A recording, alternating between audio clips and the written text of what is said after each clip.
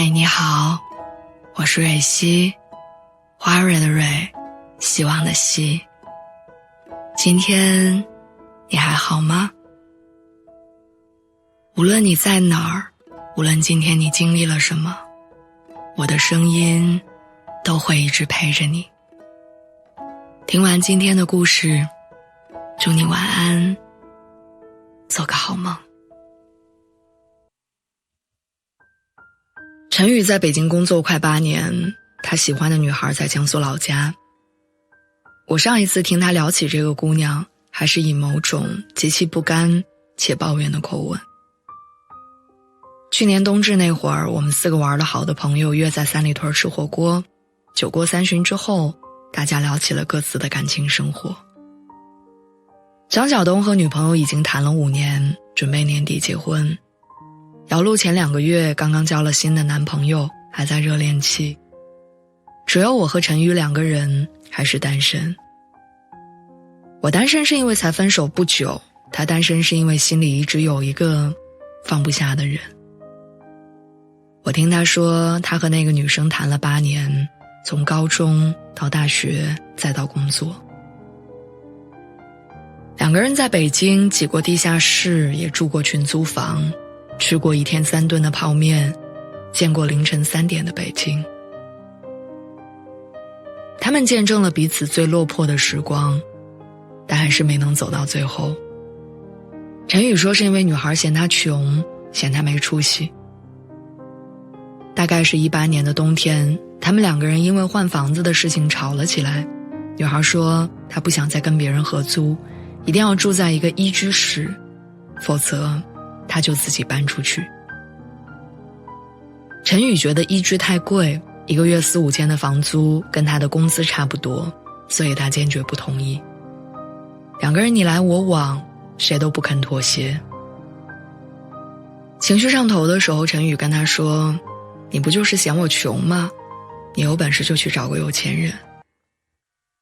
其实这句话说完，他就知道他错了，但是那会儿还年轻，死活都不肯低头道歉。女孩听完之后瞬间安静下来，也不再跟他吵架。第2天收拾好行李回了老家。那个时候我突然之间意识到，你永远都说服不了一个固执的人，就像你永远叫不醒一个装睡的人。当陈宇意识到自己做错什么想要挽回的时候，已经太晚了。女孩拒绝所有的道歉，2个人彻底结束。在北京的这些年，我眼看着他从6环搬到4环，再到2环，挣的工资从最开始的4、5千到现在2、3万，日子过得越来越好，但感情一直留在原地。朋友都开始为他感到担心，前前后后给他介绍过不少相亲的对象，但没有一个能成的。他要么说性格不合，要么说2家离得太远。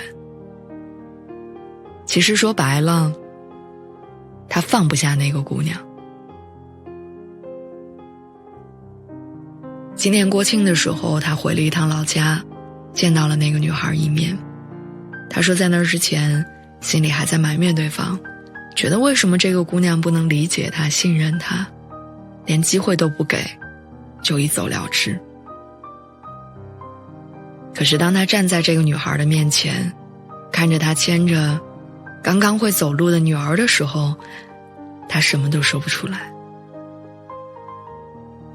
那天晚上，陈宇一个人在家里喝了10几瓶啤酒，喝醉之后，他给我们几个朋友挨个打电话。那大概是这么多年来，我第一次看到他哭，很隐忍，很克制，但掩饰不住。好像电影里面的故事总是太仁慈，会让错过的人再次相逢，但现实不一样，说了分手之后，你们就回不去了。你唯一能做的事情就是慢慢放下，然后告诉自己不要再犯同样的错误。以后你还会遇到新的人，你要学会接受失去冬天快到了，以前的故事该翻篇了。